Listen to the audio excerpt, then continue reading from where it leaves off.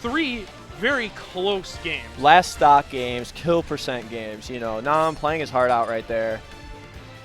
Taking third, I do believe. Yep, third place. And I mean, hey, he got a win over Salem today. That's big.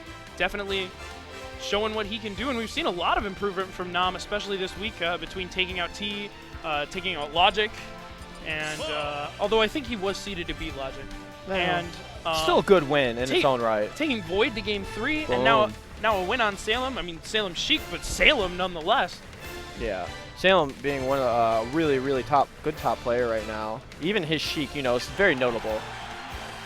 So it looks like we come down to MKLeo, Abadango, Grand Finals. Yeah, and it looks like we will be seeing the same matchup that we saw here in Winners Finals. Abadango opting for Meta Knight against Leo's Cloud.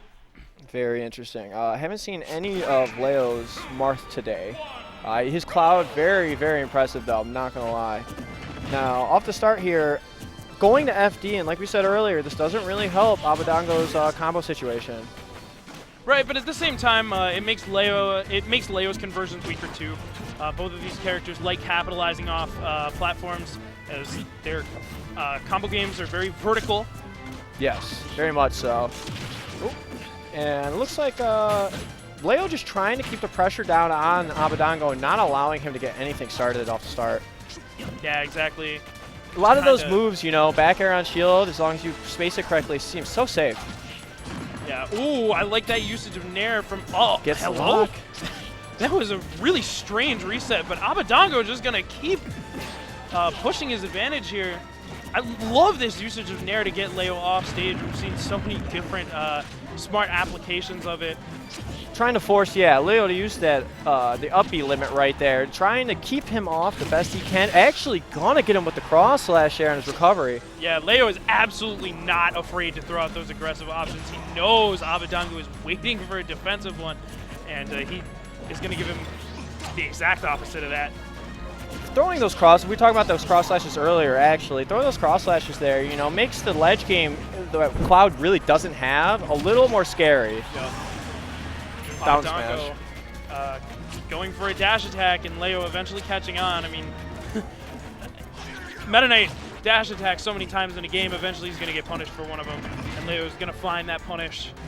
Yeah, dash attack leading into so many things, so one of those things where it's a great move if it connects, but you miss it, you can be in some trouble. Wow, Abadango just kind of hanging out above Leo for a second. Not most people want to be above a Cloud, but with all those jumps, not too scary. I really like Leo's usage of Nair. Yeah, it adds percent so fast too. Yeah, and it sets up into situations where you can definitely be pressured into getting hit by that limit cross slash, other aerials off stage. That's why we'll see Leo kind of opt for Nair as a combo option as opposed to up air sometimes. A lot of the time he'll do those up air into Nair to pressure the opponent off stage. And just having that mix-up available and forcing your opponent to respect both options, you know, it's kind of hard to position yourself sometimes. Yeah, that's one of the things about Leo as a player is he's so terrifying in so many different aspects. He's constantly keeping you on your toes, making you guess. I mean, we're of course seeing, like, with these recoveries, forcing Abadango to respect cross slash, it makes it a lot harder to edge guard. Wow. I don't think I've ever seen a Cloud throw kill in my life, honestly. Cloud's up throw can kill with a lot of rage and a light character against him. Pretty high percent on a light character. That up throw can take it, and Leo recognizes that. It was only a matter of time before Abadango found himself. That was another thing I was noticing about Leo's game was his mix-up game is so crazy because he, like a lot of Clouds will go for the grab, but he realizes you're holding shield too long. He's not afraid to just grab you, take percent, throw you off stage. Right. Where a lot of Clouds are really fishing for, you know, other options because you don't get a lot off the grab. And Dreamland it is. So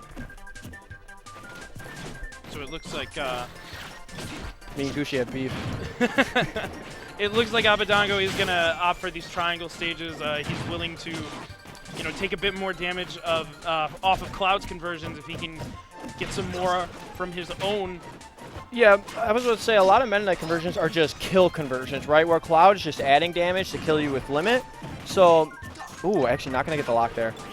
Too high percent. But, so he just wants to get those kills. He really, really wants to get up air to up air and so forth. right now, Leo not giving it to him at all. Yeah, not allowing him in, but actually going to get the dash attack there. Oof. Spoke a little too soon. Yeah, that up B barely missing. That'd be kind of scary. I don't know if Leo's dead or not, but it would be close. That perfect pivot away is so scary. Every option available.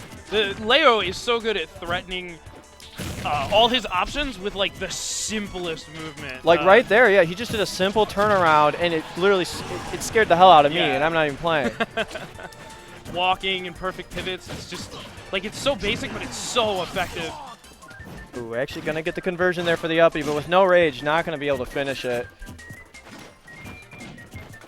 Abadango slowly working his way back to center. Leo not having any of it though, but Leo misplaced his spacing a little bit there. He's going to get caught by the Meta Knight F smash. It was a very interesting hitbox. I'm not going to lie. It was a little above him. Maybe even thought he might not get hit and he could get a free punish. But in the end, Abadango just taking that stock. Uh-oh. Leo without a jump here. No limit. Immediately turns that around. Abadango finds himself able to air dodge, though that could have been potentially bad for Abadango had he not been able to air dodge. And there was that dash attack we were talking about earlier. Adds so much percent. Gosh. Leo's so good at taking those poor situations and turning them into good ones when people overextend just a little bit off stage. And that sour spot down air, taking that stock off the top. Leo has been so good about that all tournament. There's definitely nothing sour about it. It hits so hard, it just didn't hit you down. Yeah, a lot of the time the sour spot down air actually is optimal.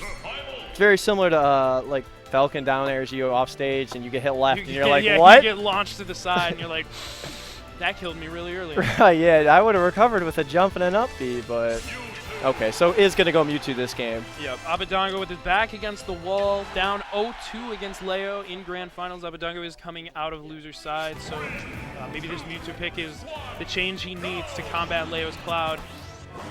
Yeah, I definitely think, not saying he's not comfortable with this Meta Knight whatsoever, but this is what we know Abadango for nowadays. So something he probably plays a little more often. Oh my goodness, actually going to miss that edge cancel right there. Not going to get punished though. Yep, you can see right off the start too, going straight to the Shadow Ball play, going to try to back him up, but Leo just all over him off the start, not allowing him to really have that space.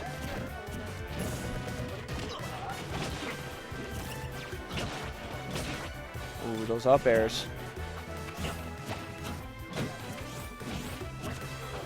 Yeah, he's really calling out his air dodges, his aggressive air dodges. Yeah, Abadango, his phasing with air dodges is so strong, able to kind of find his way in and out of Leo's wall that he's building up with these disjoints.